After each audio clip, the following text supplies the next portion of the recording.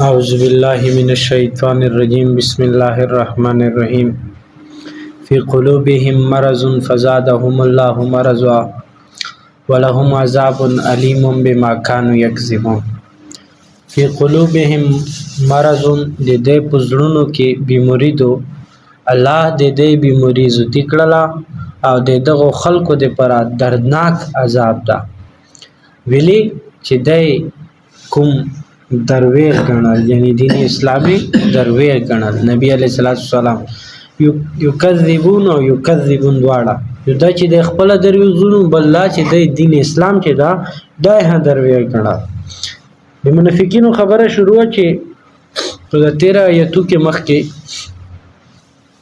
اکی درې آیتونه دریم آیات تا چې د منافقینو باره کې دا الله پکې چې د پزلونو کې مرز ده الله به دې مرز ذکړه به بدای ته د رسوي ولا عذاب درناک عذاب وي کفیرینو تعالی پکوي چې ستر عذاب وي او د دې پر داوي چې د درناک عذاب وي یعنی چې الله پکوي چې د دې پر درناک عذاب دا اسه عذاب سخته به دې پر خاص کر د درد ولا عذاب وي درناک چې دې ته شت تکلیف رسي ولیکن دینا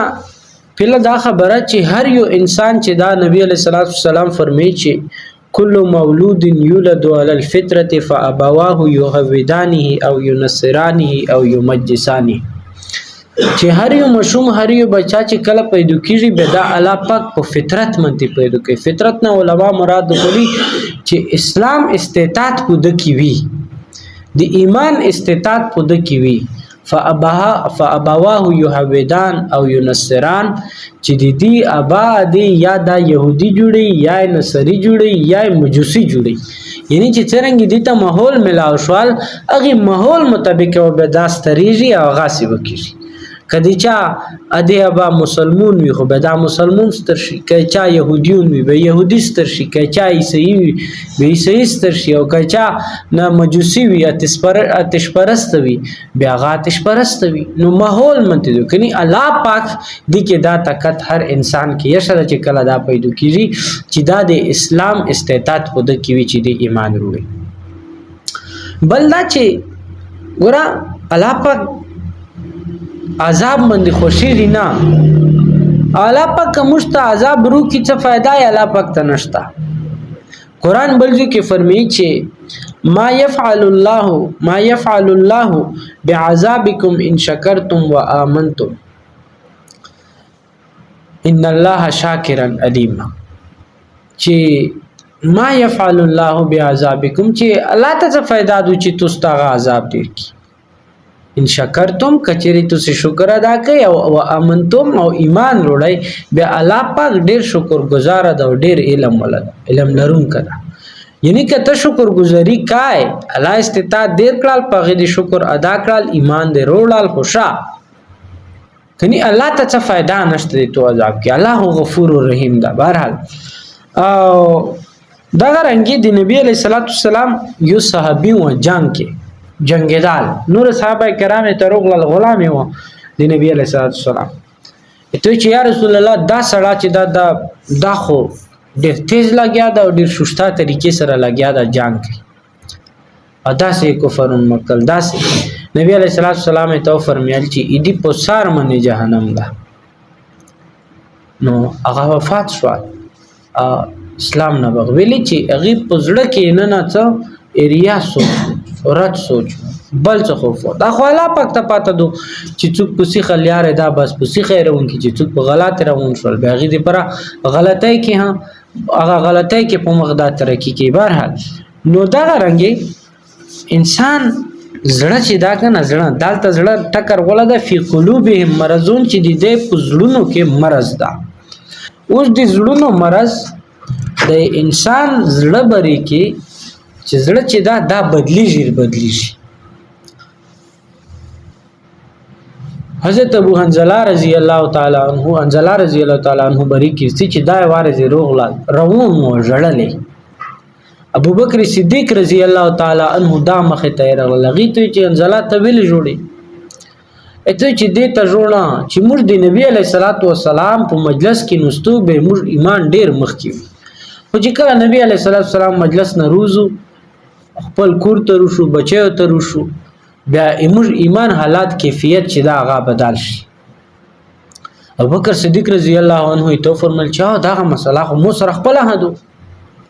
چا چیر شو نبی علیہ الصلوۃ والسلام ته صحابه کرام رضوان الله علیهم مجمعین ته وجه ته مسله فور نبی علیہ السلام په خدمت کې حاضر شو.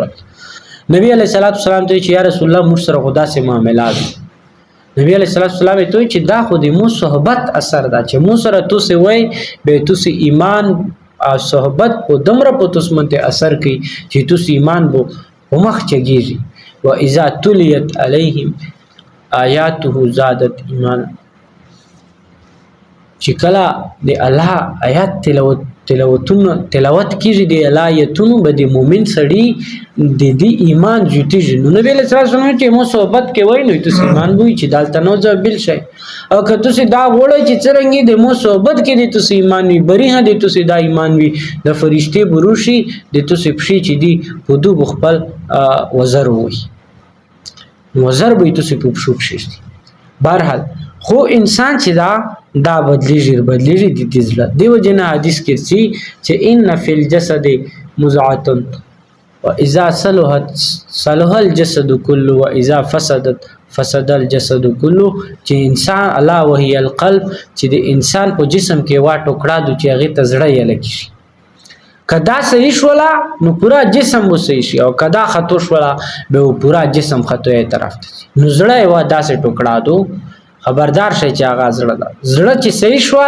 بیا به هر چا صحیح شي پورا جسم مو صحیح شي. چې زړه د صفا نوي بیا کته ډېر سیخوي بیا هیڅ نه کیږي. نو دی وجنه دلته کې الله فرمایل چې فی قلوبهم مرض چې دغه منافقینو په زړونو کې مرض و. ګوره بیماریدو یو د بدن بیماریدو یو د جسم بیماریدو یو روحاني بیماریدو. بدن بیماری دادو چې سړی چې ته زخمی شوال چې ته درد پروغلال چې ته خوش شوال یا بل څه بیماری دو چې کله بیماری زړه ته ورسی زړه ته بنن ه ډاکټرونه ته وایي چې بس دې زړه ته بیماری رسیدلې د اوس دا څه شدا ختم ده. دا رنګي روحاني بیماری دي چې زړه کې حسد روغلا زړه کې بغض روغلا زړه کې شک روغلا زړه کې کینه روغلا درویغ روغلا او زد روغلا دا ټول بیماری چې دي بیا غي سره زړه ته نقصان راسي. بیا دلته کې علما یې چې ګوره که پورا دنیا خلق نه فرمان شي دی الله نه فرمانی وکي کنه چې یو هم مسلمان نه وي ټول کافرون شي نو دی الله دې هیڅ نقصان نشي کولا. او که به ټول خلق خپل دی الله تابعدار شي فرمانبردار شي الله ته دې نقطه फायदा نشي رسوله. ها خو که یو سړی د الله نه فرمانی کوي دا د خپل ځون نقصان کوي د الله هیڅ نقصان دا نشي کوي.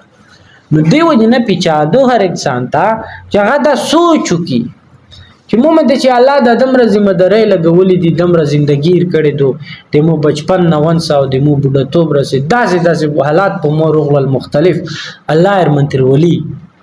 نو به زه د اغي الله د اغي رب د اغي فرمانبرداري ویل نه کوم به چې کوم سړی الله نه فرمانی کوي دا خپل نقصان کوي الله ته هیڅ نقصان نشي رسوله. بل چې علما دلته لیکلي چې دلته رغول چې فی قلوبهم مرض د دې پزلونو کې مرض و دا کوم مرض و کومه بیماری و نو مختلف خبره علما کړي دي. علما لیکي چې دینه مراد د شک ولا بیماری و چې د دین اسلام باره کې شک پیدا شو. حضرت عبد الله بن مسعود رضی الله عنه فرمایي چې دا مرض نه مراد چې دا د شک ولا مرض ده چې دین اسلام باره کې د لږغونته تردد او شک روغلال چې شک روغلال لہذا به د پوخ مؤمن پته نشول کچري د شک نه پیدا شو اسلام او دین کې نو بیا به د پوخه مسلمانان و پوخه مؤمنین و خو لیکن شک پکې روغلال غفر می چې دالته نه مراد چې دا د شک بیماریدو چې د زړه ته رچې چې دا شک داسې شاید چې دا سړی عالی درو کې متردد دی نه په وی پیږي نه په بل پیږي کله عالی شي کله دوسی شي. دی وجنه حدیث کې چې ایواوزا د مثل المنافق كمثل الشاة العائرة في الغنمين د منافق سړي مثال داسې ده لکه وضو کې چې واوزه حیرانه پریشانه شي پل ریوړ کې آلی دوری شي به دې ته پاته نه لګي چې زه آلی لوړه شوم که دا زه چې نوره کوم ریوړ راونده دی پسې راوړ شو دې ته هېڅ نه پرېږدي آلی دوری داسې منافق سړه آلی دوری بل دا چې علماو لیکلي دي چې اصل خو الله پاک د زړه ذکر کړه خو لیکن انسان ته چې الله پاک څومره اعضاء کړي دي سترګې دي خوله دي غوږونه دي پښې دي لاسونه دي د دو دیني حق څه ده دیني حق دا ده چې لوس تابوي د منې ته قرآن وکړه د منې شا چار وکړه سترګې دي د منې قرآن وکړه د منې فحشګویي غلطه مه کوه که چیرې فحشګویي غلط ته لوړلې بیا دا په سترګو کې مرض ده غوږونه دي د منې شا خبره اوره قرآن اوره په حدیث اوره بیان اوره په نیکۍ خبره په اوره الله دین خبره په اوره په دې فضول بکواس د فضول خبره ما اوره دا غرنګي الله پاک خله در کړی دو په دې باندې سخه خبره وکړه په دې باندې فضول خبره ما کوه کچره دا شیونه په دغه دین چې کومه تقاضا ده د اعضاء په هغه کې استعماليږي به دې کې مرز نشته او کلسونه غلط استعماليږي خله غلط استعماليږي سترګې غلط استعماليږي غوږونه غلط استعماليږي به دې کې مرز ده بل علما دا یې چې دلته مرز نه مراد چې دا اغا ریا دو ریا یو انسان دا اغا د خلکو د کلوي د پر د خلکو د شیانه د پر یو نیک عمل کوي نو منافقین هدا غاسیو چې په ظاهر به دا وی چې دا مسلمانون موږ ویني چې موږ هم مسلمانون یو نور زړه کې به نور مسله او ریا به کوله او ریا خو صحت پاته چې کوم شي کې ریا روغله اخلاص نه روغله الله پاک هغه نه قبلې دی وجنا نیم علماء چې دینه مراد چې دا د زړه نه مراد چې دا د زړه مرز نه هغه نه نفاق مراد ده منافقت مراد ده چې په ظاهر خدای وا خبره کوي او په باطن دی بلوي او زړه کې چې منافقت روشي بس به زړه تباہ او برباد شي نو چې منافقت په لارې منته روټ شي سره بیا غي پر هغه دی منافقت ولا لارې زیاتیږي فزادهم الله مرضا الله پاک دې دا مرض چې دا د نور زیات کړ دیو جن امام شفیع رحمت الله علیه فرمایي چې کيو سړی منافق ته خو چې کله دا کلمه وی کنه د منافق سړی کلمه چې دو کنه هغه ها د دې ګناونه ختمي ویلي هغه د چې د منافقینو ته چې د نبی علیه الصلاۃ والسلام په دور کې د دې قتلونه اجازه نه اغه غاټه وجه داوا چې دایبو په ظاهرا داوي چې اشهد الله اله الا الله